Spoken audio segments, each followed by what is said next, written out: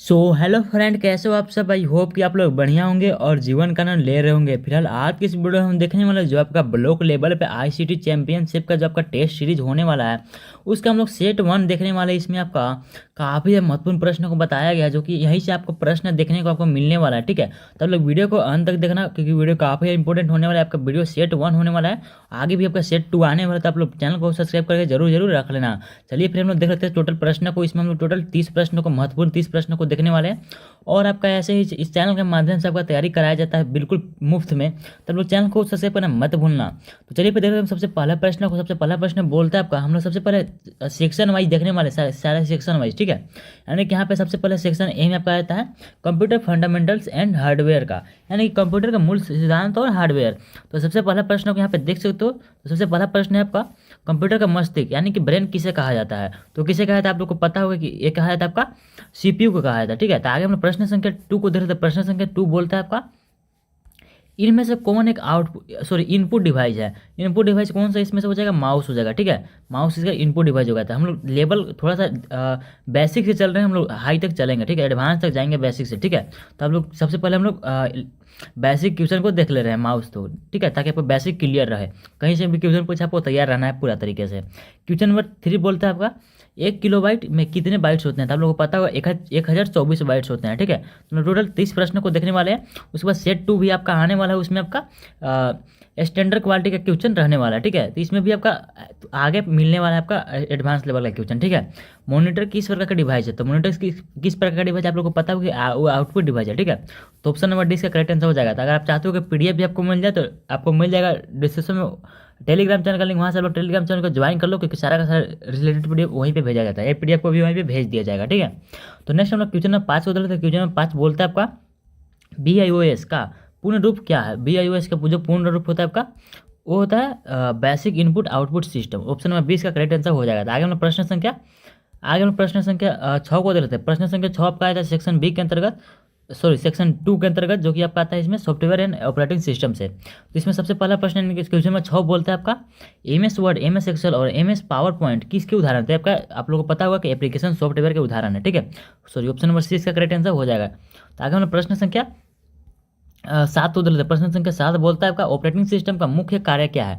तो operating system का मुख्य कार्य क्या होता है आप लोग को पता होगा, what is the main function of operating system. तो ये जो आपका होता है, क्या होता है इसका जो राइट आंसर हो जाएगा ऑप्शन नंबर सी, यानी कि मैनेजिंग द कंप्यूटर रिसोर्सेज, यानी कि संसाधनों का प्रबंधन करना इसका मुख्य कार्य होता है। हम लोग प्रश्न संख्या 8 को देते हैं। प्रश्न संख्या 8 बोलता है आपका, विंडोज किस प्रकार का सॉफ्टवेयर है। विंडोज किस प्रकार का सॉफ्टवेयर आप लोगों को पता होगा कि ऑपरेटिंग सिस्टम है। ठीक है, जैसे कि विंडो हो गया, लिनक्स हो गया, सब क्या होता है ऑपरेटिंग सिस्टम आपका, है ना।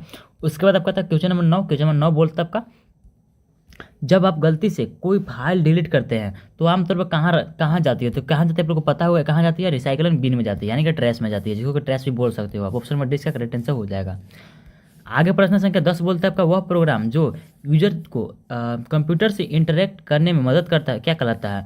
तो क्या कहलाता है, ऑपरेटिंग सिस्टम कहलाता है। ऑप्शन नंबर सी इसका करेक्ट आंसर हो जाएगा, ऑपरेटिंग सिस्टम। ठीक है, तो ये सारे के सारे क्वेश्चन आप लोग को पता होगा। ठीक है, आगे हम लोग प्रश्न सेक्शन 3 से देख लेते हैं, जिसमें आपका माइक्रोसॉफ्ट ऑफिस हम लोग देखने वाले हैं। तो इसमें प्रश्न संख्या 11 बोलता है आपका, MS वर्ड में नया डॉक्यूमेंट खोलने के लिए किस शॉर्टकट कुंजी का उपयोग किया जाता है। तो थोड़ा सा लेवल हाई हो रहा है क्वेश्चन का, है ना। ये जो आपका राइट आंसर हो जाएगा ऑप्शन नंबर बी, यानी कि Ctrl+N का प्रयोग किया जाता है। ठीक है, आगे हम लोग प्रश्न संख्या 12 को देख लेते हैं। प्रश्न संख्या 12 बोलता है आपका, MS एक्सेल में ग्रिड लाइंस के साथ बने वर्क एरिया को क्या कहते हैं। तो क्या कहते हैं उसे, ऑप्शन नंबर सी, यानी कि वर्कशीट इसका करेक्ट आंसर हो जाएगा। ठीक है, उसे क्या कहते हैं, वर्कशीट बोलते हैं। उसके बाद आपका आता है प्रश्न संख्या 13। प्रश्न संख्या 13 बोलता है आपका, MS पावर पॉइंट में स्लाइड शो शुरू करने के लिए किस कुंजी का उपयोग किया जाता है। किस कुंजी का उपयोग किया जाता है वो बताना है। ठीक है, तो इसका जो करेक्ट आंसर हो जाएगा ऑप्शन नंबर सी, यानी कि F5 का उपयोग किया जाता है, फंक्शन 5 का उपयोग किया जाता है। आगे हम लोग प्रश्न संख्या 14 को देते हैं। प्रश्न संख्या 14 बोलता है आपका, किस टेक्स्ट को बोल्ड करने के लिए, यानी कि किसी टेक्स्ट को बोल्ड करने के लिए कौन सा शॉर्टकट उपयोग किया जाता है। तो इसका जो राइट आंसर हो जाएगा ऑप्शन नंबर बी, यानी कि Ctrl+B का उपयोग किया जाता है बोल्ड करने के लिए, है ना। आगे हम प्रश्न संख्या 15 को देते हैं। प्रश्न संख्या 15 बोलते हैं आपका, MS एक्सेल में सेल का पता किससे बनता है, यानी कि in MS Excel what forms the address of a cell. तो इसका जो करेक्ट आंसर हो जाएगा ऑप्शन नंबर बी, यानी कि column letter and row number. ठीक है, तो आगे हम प्रश्न संख्या 14 का सेक्शन 4 का हम लोग देखने वाले, जिसमें आपका आता है इंटरनेट एवं नेटवर्किंग से। तो हम लोग सारे प्रकार के प्रश्नों को कवर करते हुए चल रहे हैं ना। तो इसमें आपका प्रश्न संख्या 16 बोलता है क्वेश्चन, www का पूर्ण रूप क्या है? तो www का जो पूर्ण रूप का होता है वर्ल्ड वाइड वेब होता है, यानी कि यहाँ पे ऑप्शन नंबर डी में देख सकते हो, तो दिया गया है वर्ल्ड वाइड वेब। तो ऑप्शन नंबर डी इसका करेक्ट आंसर हो जाएगा। तो आगे हम लोग प्रश्न संख्या 17 को दे लेते हैं। प्रश्न संख्या 17 बोलता है आपका, किसी वेबसाइट के पहले या मुख्य पेज को क्या कहते हैं? किसी वेबसाइट अगर है तो पहले मुख्य पेज को आपका होम पेज बोला जाता है, यानी कि ऑप्शन नंबर 20 का करेक्ट आंसर हो जाएगा। ठीक है, तो अगर आप PDF आप चाहते हो तो टेलीग्राम चैनल को जरूर ज्वाइन कर लेना। अब चैनल को सब्सक्राइब जरूर से करना, क्योंकि ऐसे वीडियो चैनल के माध्यम से आपको हमेशा मिलता रहता है। तो प्रश्न संख्या 18 बोलता है आपका ईमेल का पूर्ण रूप क्या है? तो ईमेल का पूर्ण रूप इलेक्ट्रॉनिक मेल होता है, आप लोगों को पता होगा। तो ऑप्शन नंबर डी इसका करेक्ट आंसर हो जाएगा। तो आगे अपना प्रश्न संख्या 19 को दे लेते हैं। 19 बोलता है आपका URL का पूर्ण रूप क्या है? तो URL का जब पूर्ण रूप होता है आपका यूनिफॉर्म रिसोर्स लोकेटर होता है, यानी कि ऑप्शन नंबर सी इसका करेक्ट आंसर हो जाएगा। ठीक है, ऑप्शन नंबर सी इसका करेक्ट आंसर हो जाएगा। आगे हम प्रश्न संख्या 20 को देख लेते। प्रश्न संख्या 20 बोलता है आपका, वह सॉफ्टवेयर जिसका उपयोग वेब पेज देखने के लिए किया जाता है क्या कहलाता है? यानी कि what is the software use to view web page called, यानी कि उसे क्या कहते हैं हम लोग? ऑप्शन नंबर सी, यानी कि वेब ब्राउजर इसका करेक्ट आंसर हो जाएगा।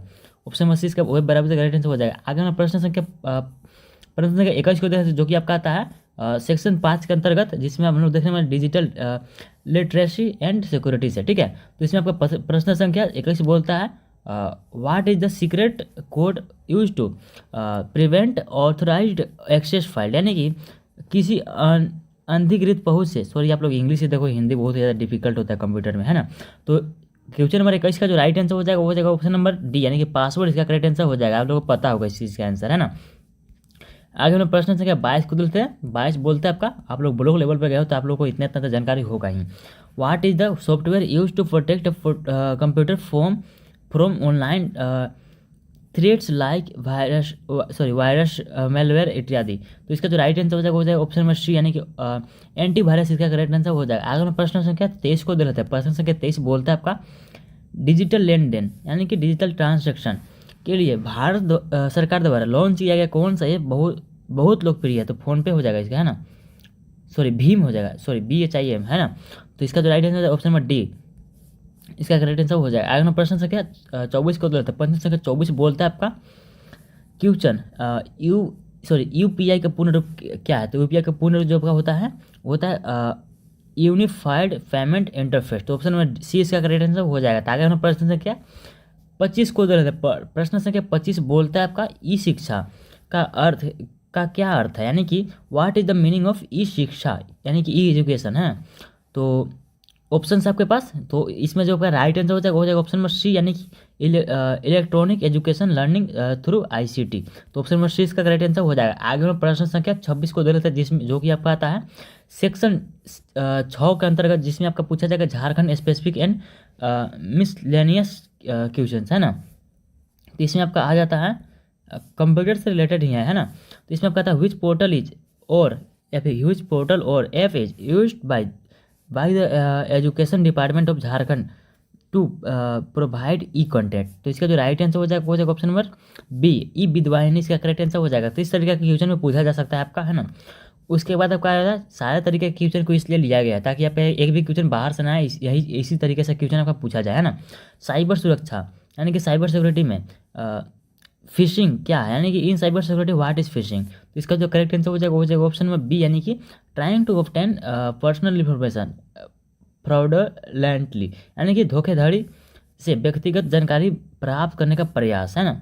उसके बाद आपका आता है क्वेश्चन नंबर 28। क्वेश्चन नंबर 28 बोलता है आपका, एक पोर्टेबल स्टोरेज डिवाइस, यानी कि पोर्टेबल स्टोरेज डिवाइस जो डाटा को स्टोर करने के लिए फ्लैश मेमोरी का उपयोग करता है, उसे क्या कहते हैं? यानी कि ये portable storage device that use flash memory to store data. तो इसका करेक्ट आंसर हो जाएगा ऑप्शन नंबर सी, यानी कि पेन ड्राइव, यानी कि USB फ्लैश ड्राइव इसको आप लोग बोल सकते हो। ऑप्शन नंबर सी इसका करेक्ट आंसर हो जाएगा। ठीक है, तो आगे हम लोग प्रश्न संख्या 29 को दे लेते हैं। अभी आपने वीडियो को लाइक करना और चैनल को सब्सक्राइब करना मत भूलना, ताकि आपका पार्ट 2 भी आपका मिस ना हो पाए। ठीक है, पार्ट 2 जल्द ही आने वाला इसी चैनल पे। ठीक है, तो यहाँ पे दिया गया था डिजिटल हस्ताक्षर का उपयोग किस लिए किया जाता है। ठीक है, तो आपका जो आपका होना था आपका नवंबर में किसी डेट से लेकर किसी का मतलब फिक्स नहीं था, तो आपका बताना कि आपका स्पेसिफिक किस डेट पे होने वाला है परीक्षा, है ना। किन्हीं किन्हीं का आज हो चुका है। तो उसके बाद आप कहते हैं, प्रश्न बोलते हैं 29 नंबर, डिजिटल हस्ताक्षर का उपयोग किस लिए किया जाता है वहाँ, यानी कि what is a digital signature use for. इसका जो करेक्ट आंसर हो जाएगा वो हो जाएगा ऑप्शन नंबर सी, यानी कि to verify the authorise authenticity and integrity of the digital document. ठीक है, तो ऑप्शन नंबर बी सी इसका करेक्ट आंसर हो जाएगा। तो आगे हम प्रश्न संख्या 30 को देखते हैं, लास्ट प्रश्न है हमारा। डिजिटल कैमरा किस प्रकार का डिवाइस, यानी कि what type of digital device is a digital camera. तो इसका जो करेक्ट आंसर हो जाएगा ऑप्शन नंबर सी, यानी कि इनपुट डिवाइस का करेक्ट आंसर हो जाएगा। ठीक है, तो यही था आप लोग का पार्ट 1, सॉरी सेट 1। तो मिलते हैं पार्ट सेट 2 में। तो मैं करते वीडियो पसंद वीडियो को लाइक कर देना और चैनल को सब्सक्राइब करना मत भूलना। मिलते हैं किसी ने, तब तक के लिए बाय।